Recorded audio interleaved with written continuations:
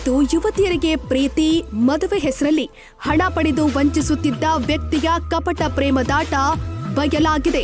ಈ ಬಗ್ಗೆ ಮಂಗಳೂರು ನಗರದ ಬಜ್ಪೆ ನಿವಾಸಿ ಮನೀಶ್ ವಿರುದ್ಧ ಅವರ ಪತ್ನಿ ಪ್ರೀತಿ ಮಂಗಳೂರು ಮಹಿಳಾ ಪೊಲೀಸ್ ಠಾಣೆಯಲ್ಲಿ ದೂರು ಕೊಟ್ಟಿದ್ದಾರೆ.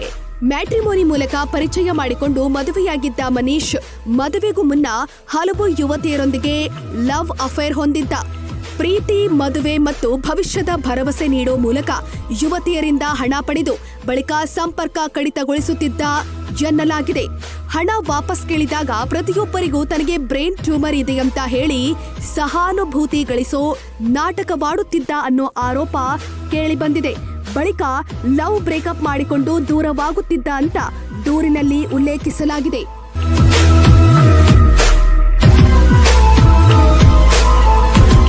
ಸಾಮಾಜಿಕ ಜಾಲತಾಣ ವಿಶೇಷವಾಗಿ ಟಿಕ್ಟಾಕ್ ಮೂಲಕ ಯುವತಿಯರ ಪರಿಚಯ ಮಾಡಿಕೊಂಡು ವಂಚನೆ ನಡೆಸುತ್ತಿದ್ದಾನೆ ಎನ್ನೋ ಆರೋಪವೂ ಕೇಳಿಬಂದಿದೆ.